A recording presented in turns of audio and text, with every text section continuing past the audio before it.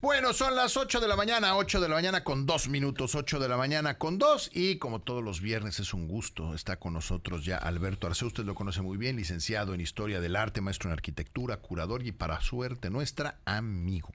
Alberto, ¿cómo estás? Muy Buenos bien. días. Buenos días. ¿Cómo has estado? Bien. ¿Todo bien? Tranqui. ¿El huracán te trató bien? Pues sí, ¿no? Nos salvamos ahí. Sí, nos salvamos, ¿eh? Ay, no me lo explico, ¿no? Categoría 5 tan cerquita y nos salvamos. Pasó de verdad que... Vive Florida, categoría 3. Y todo lo que hizo. Uh-huh. Sí, corrimos con suerte, la verdad. Sí, qué bueno. Pero bueno, eso, qué bueno. Ojalá que siga siendo así. Oye, Alberto, hoy vamos a hablar de alguien que sé que te gusta mucho.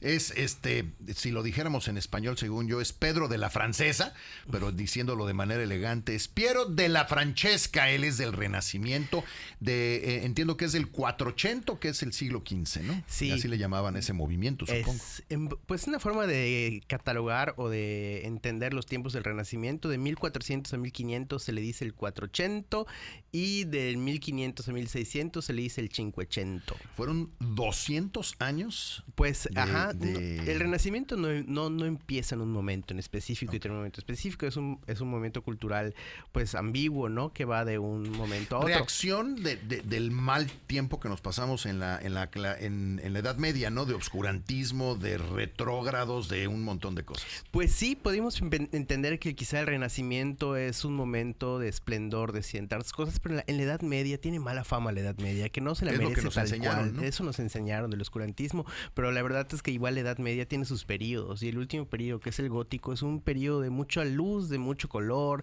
de mucha sabiduría, de mucho... Es como el amanecer el amanecer después de esa época que reinó, así por lo menos así nos lo enseñaron, reinó la poca razón, ¿no? Sí, exactamente, fue un momento teocrático casi, donde pues la religión era el poder y prácticamente se utilizaba para controlar a la gente, ¿no? Exacto. Y el arte se convirtió también en un instrumento de control, ¿no? El arte se volvió una forma de enseñar religión y de enseñar miedo a la población, y las imágenes eran la vía por la cual hacían eso. Entonces Piero de la Francesca sale en los primeros 100 años, en el primer siglo del Renacimiento. Exactamente, es del 480 y nace a finales del 480, bueno, la segunda mitad del 480 italiano, y es un pintor muy importante. ¿Sabes por qué? Porque a veces hablamos de Miguel Ángel, hablamos de Rafael y de todos ellos, y es como los grandes pintores, y en efecto lo son, pero hubieron pintores en el Renacimiento que aportaron muchísimo para poder crear este paradigma de representación, o esta forma de representar la realidad, que no es otra cosa que una especie de ilusión óptica creada a partir de la geometría. Es decir, esta ilusión óptica de que casi puedes meter tu mano dentro y que es como una ventana en la cual puedes acechar, pues eso está logrado a partir de un juego geométrico. ¿Y eso se logra con él? Pues él es uno de los grandes pintores que aportan a esta construcción de la espacialidad geometrizada que genera la ilusión de profundidad. ¿Era matemático? Sí, por supuesto. De hecho, al final de su vida, era escritor, por así decirlo, porque al final de su vida hizo varios tratados de matemáticas. Y si me apuras, tiene ahí unas cosas medio como esotéricas de los números, pero sin brincar totalmente esa parte. Es decir, hace un tratado de cómo el cuerpo humano tiene que representarse a partir puramente de proporciones matemáticas. Y si analizáramos sus cuadros, veríamos que respeta cosas como la sección áurea y esta idea de la espiral que se hace dentro de... ¿Da Vinci de qué año es? Es posterior, él es del 580, Da Vinci. Ok, o sea, él es previo a Da Vinci. Claro. Exactamente, es de estos pintores como Masaccio, por ejemplo, que tampoco es muy conocido y que son primordiales para explicar esta idea de la construcción de la profundidad en el Renacimiento. ¿Basan su pintura en las matemáticas? Sí, de hecho el Renacimiento en general tenemos que pensarlo como un momento en el cual el arte y la ciencia se amalgaman, ¿no? Entonces tenemos que empezar que las imágenes que estamos viendo no son otra cosa que la tecnología de punta de su tiempo, en el sentido de que son los avances matemáticos geométricos más importantes de su tiempo.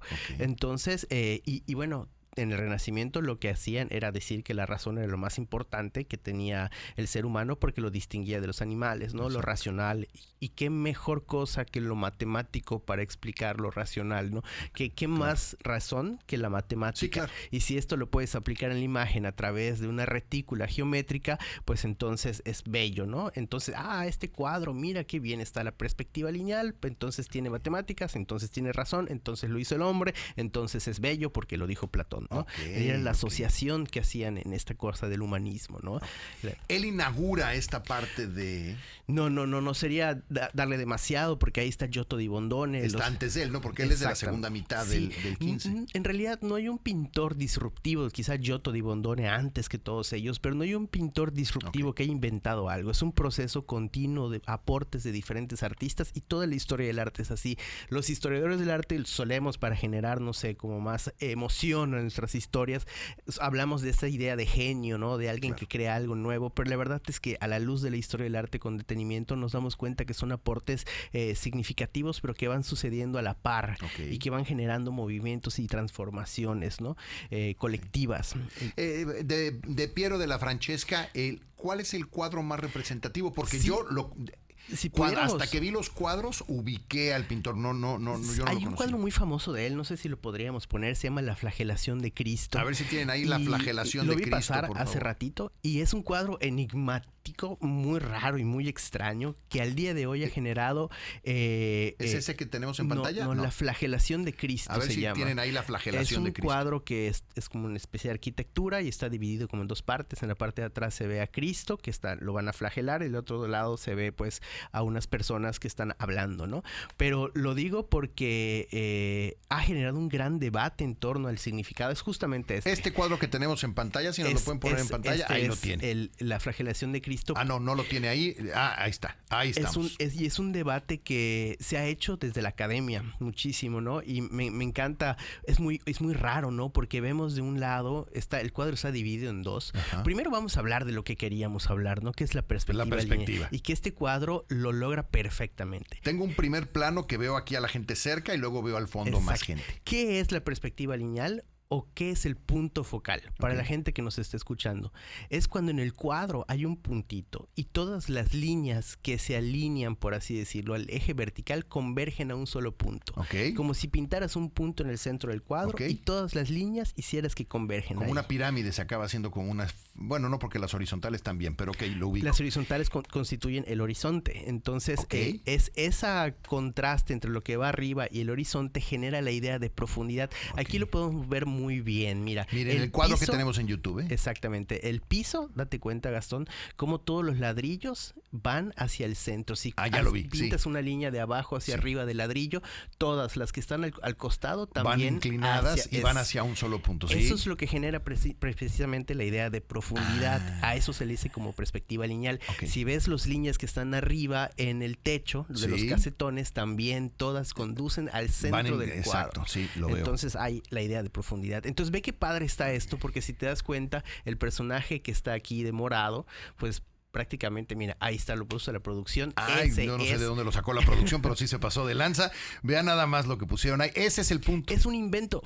Es tecnología aplicada a la imagen, ¿no? Y que fue el gran aporte del Renacimiento, llevar esto a consecuencias pues realmente impresionantes, ¿no? Sí, y la matemática es una belleza, y aquí es donde se expresa la belleza de las matemáticas, y en las matemáticas se expresa la belleza del arte. Exactamente, ahí porque por la razón, ¿no? Y por lo humanista y todo esto. Nos hablabas de este hombre que tenemos aquí en primer cuadro, que le vale derecha lo que está pasando atrás de él. Sí, es muy enigmático, pero yo te decía, mira, si agarras al de la derecha y al chiquitito de la izquierda y quitas la perspectiva lineal, o sea, todo ese conjunto de líneas, pues te queda un enanito y un gigante. Exacto. Pero lo que da la idea y une a las dos imágenes son precisamente esta idea de perspectiva lineal, estas líneas, la que hace que uno se acomode al final y que uno brinque al centro, ¿no? Entonces es todo un truco visual, por así decirlo. Y es que a mí me pasaba de niño, me pasaba hace mucho, cuando yo ponía el pulgar para tapar un foco, me daba cuenta, le digo, ¿cómo es posible que si yo acerco mi dedo al foco, nunca voy a poder tapar al foco a menos que me aleje lo suficiente para taparlo? Y entonces llegaba, o cuando tapas el sol con un dedo, eso es perspectiva.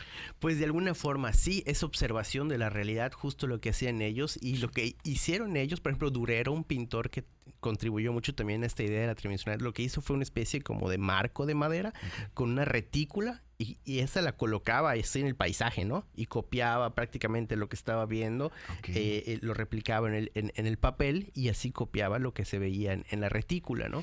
Y esos son ejercicios de observación, justo como hacías tú con el dedo. Nada más una última pregunta con el cuadro que estábamos analizando hace un momento. ¿Por qué la discusión? ¿Por qué el debate alrededor? Porque es rarísimo, porque mira, de este lado, del lado izquierdo, tenemos evidentemente a Jesús, sí, está antes Jesús de ser flagelado. En la parte de arriba vemos una especie de escultura dorada, que podríamos pensar que es una especie de emperador romano por alguna razón. Vemos a alguien con un turbante. Luego del lado izquierdo vemos a alguien de rosado, que es Poncio Pilato.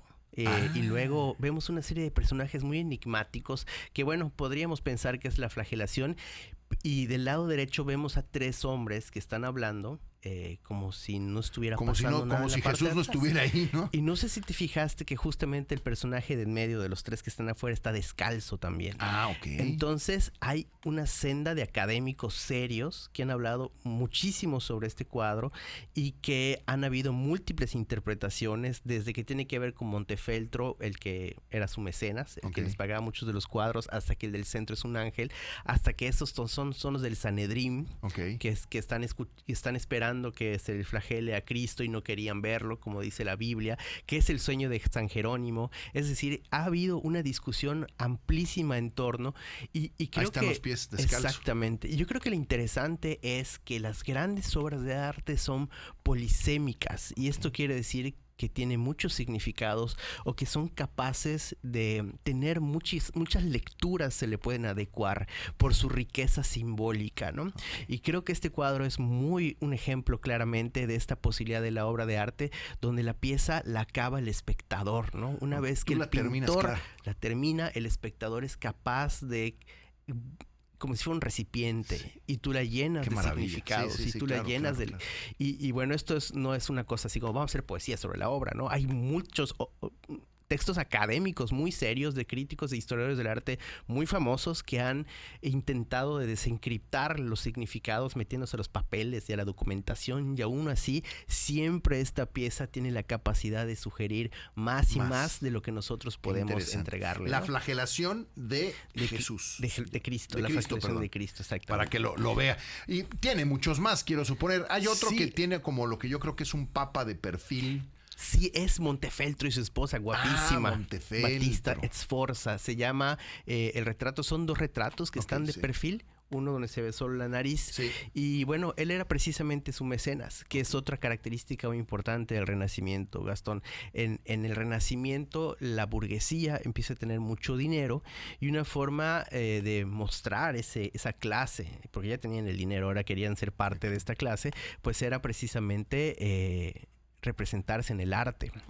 Entonces empiezan a pagarle a artistas para que hicieran obras donde ellos fueran los protagonistas, ¿no? Parte como de un humanismo. Ahí está precisamente el retrato de Montefeltro. Esto pues es un montaje sobre otras piezas de este no es el cuadro original. Original no es, porque, o sea, sí es el personaje que está del lado, pero el original no es, ¿no? son dos cuadros encontrados, una de Montefeltro y otra de su esposa. Sí, lo vi pasar Sforza. hace rato, ahorita en un momento seguramente lo vamos a ver por ahí. Y bueno, el mecenas era un personaje muy importante porque era el que pagaba el arte, ¿no? Claro. Entonces, así como incluso hoy en día se habla así de el mecenas, no sé qué. Sí, pues Carlos Slim, ¿no? O Fundación Slim, ahora son fundaciones, ¿no? Exactamente. Este cuadro me encanta. Ahí está, verdad, mire, ahí tiene ese cuadro. Es que es súper colorido, ¿no? Y es otra cosa el Renacimiento, además de que se ponen geométricos, empiezan a experimentar con nuevos pigmentos y se pone muy brillante el color. Ha de haber sido una época maravillosa si vivías en la Edad Media y de repente ibas al Renacimiento y vivías esos colores y esa ilusión óptica de profundidad. Los niños han de haber querido meter su mano ahí a ver si entraba y todo por la tecnología, porque al fin y al cabo el pigmento se estaba mezclando ahora con aceites. La que está ahí es su esposa. Sí, guapísima. Battista Sforza se llama la señorita, y bueno, ella estaba muerta en realidad. ¿Allá? Sí, este cuadro es una especie como de homenaje a la esposa. Murió a los 26 años y ya tenía 8 hijos. Madre mía. Y bueno, la vemos ahí del lado izquierdo. Normalmente iba el hombre, que era como el lugar principal cuando hacían este tipo de cuadros. Y Montefeltro también le convenía estar del lado derecho porque pierde el ojo en una batalla y decían que estaba muy feo y que la nariz también la tenía destrozada. No, bueno, la nariz es especialmente fea. Y si te das cuenta, frente como que no tiene un pedazo. Como que le falta un pedazo, ¿no? Se infiere que es precisamente esta deformación que tenía Montefeltro en el rostro, ¿no? Okay. Y aparece con este color rojo muy potente y atrás se ve pues sus territorios, ¿no? También era una forma de mostrar su poder político y el económico. contraste que me provoca verla a ella, como si la camisa negra o la camisola, no sé cómo se llame, lo que trae, como si encajara en el paisaje de atrás y siento que a veces veo hasta separada la cabeza de ella. Se ve raro, ahí hay algo raro, le da ese contraste. Sí, está padre. Y también habría que pensar que todos los cuadros del Renacimiento que veamos, Gastón, si quitáramos la pintura como si fuera una calcomanía, así... Ajá. Detrás encontraríamos una serie de trazos geométricos del artista. O sea, trazaba todo perfectamente antes, lo componía perfectamente antes a partir de estructuras geométricas. Por eso los cuadros están tan equilibrados, tan armónicos y están tan proporcionados, porque al fin y al cabo son ejercicios visuales de proporción, de equilibrio y de armonía, ¿no? Como si agarraras un triángulo, que es una figura geométrica sumamente estable, y a partir de esa imagen construyeras por pesos visuales todo lo que está dentro del cuadro, ¿no? Sí, claro. ¿Uno de tus artistas favoritos? Pues fíjate que sí, del Renacimiento, por supuesto, me gusta mucho, pero se sabe muy poco de su vida, ¿no? Pero creo que hizo grandes aportes al tema de la perspectiva y del color, ¿no? Siempre estuvo en su ciudad natal, salió, pero terminó regresando. Santo Sepulcro se llama su Sí, su es lo que decíamos en la mañana. y bueno, quizá no aportó mucho a la gracia, a la naturalidad del rostro, como sí lo hizo Botticelli en su propio tiempo, ¿no? Porque él es contemporáneo de Botticelli, el que pintó la Venus de Milo, de la Venus el nacimiento de la Venus, pero sí aportó mucho en esa construcción del espacio. Y en historia del arte eso es muy importante, porque lo que construyen en la idea de ilusión óptica, esta como caja en la que puedes acechar dentro, que decía, se convierte en un paradigma de representación. Es decir, después de esto, todos los que vienen después, ni Miguel Ángel, ni Diego Velázquez, ni Rembrandt, ni Caravaggio, ni todos esos se les ocurrió que la pintura podía ser algo más que esa caja de representación. Convirtió en una regla, un canon de representación, esa idea de la caja que ves, ¿no? Entonces, él es un gran artista que aporta esto. ¿Y su trabajo es extenso? Sí, tiene un montón de obra, ¿no? Y tiene frescos. ¿Dónde están los cuadros más famosos de Italia? La mayoría están en su pueblo natal. Visitado. O sea, hay que ir a Santo Sepulcro. Sí, visitado en Umbría.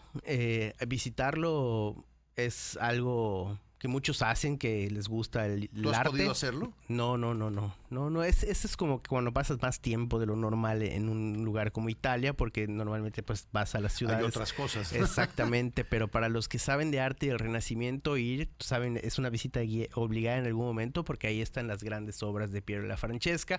Y sí es muy famoso, ¿eh? O sea, obviamente no son las Tortugas Ninja, no es Leonardo, Rafael, Miguel Ángel y Donatello. Exacto. Pero sí es un pintor que después de ellos aparece junto con Botticelli, Piero della Francesca, Masaccio, por estos grandes aportes que hizo a la pintura universal, pues la pintura europea. Ahí lo tiene. Este es otro, pero más joven, supongo yo que es el mismo Mecenas, ¿no? No lo sé. No. Que tal vez este era muchacho de joven. No sé quién es, pero sí está en Arizona también. Sí, exacto. Bueno. Oiga, pues muchísimas gracias, Alberto, como siempre. Ahí lo tiene. Piero della Francesca, métase de verdad a verlo, está bien interesante. Los cuadros están muy bonitos. Y sí, es que son los colores, los contrastes es lo que más me llama. Sí, los colores brillantes, ¿no? Luego podemos hablar de cómo hacían colores y todo lo que había detrás. Eso está interesante. Porque era toda una vida, ¿no? Sí, porque nosotros ahorita pues compramos el botecito de pintura y pintamos, ¿no? Pero en ese entonces ellos hacían sus pinturas. Sí. ¿El lapislázuli era? Ese era por el color azul, venía del lapislázuli. El ultramar, que venía más allá del mar, venía de Afganistán y que llegó a tener... Llegó a costar más que el oro incluso. Los colores. El color azul. La pintura azul. El color azul ultramar. Porque era un problema. Salían 6 barcos a traer lapislázuli y regresaba uno. Era costosísimo traer el lapislázuli de Afganistán. Entonces cuando... ¿Qué era una planta? Una piedra. Una piedra. Sí, entonces cuando un cuadro de estos, como de Piero della Francesca, tenía color azul, se estipulaba qué cantidad de dinero se iba a usar solo para el lapislázuli. porque eso era un signo de poder. Por eso los reyes, Jesús, María, tenían el color azul, porque era un simbolismo de distinción, obviamente. Es como si pintaras, ahorita le pusieras diamantes, ¿no? Sí, claro. Así como que este tema, ¿no? Y cada color tiene su propia historia. Y tiene Vamos a platicar eso la próxima vez. Me parece bien. Podemos hablar del color azul, por ejemplo, con más detalle. Imagínense nada más qué belleza. Vamos a hablar del color azul y nada más. Alberto, como siempre, muchísimas gracias. Gracias a ustedes, como siempre. Bueno, ya lo sabe, ya conoce a Alberto Arceo. Así es como lo tiene que buscar en Instagram. Le pone Arceo Alberto. Lo pone nada más al revés. Arceo Alberto. En Facebook está como Alberto Arceo. Y bueno, pues aquí estaremos, como siempre, platicando con Alberto la próxima semana. Muchas gracias, Alberto. Son 8:22. Vamos a ir un corte y regresamos.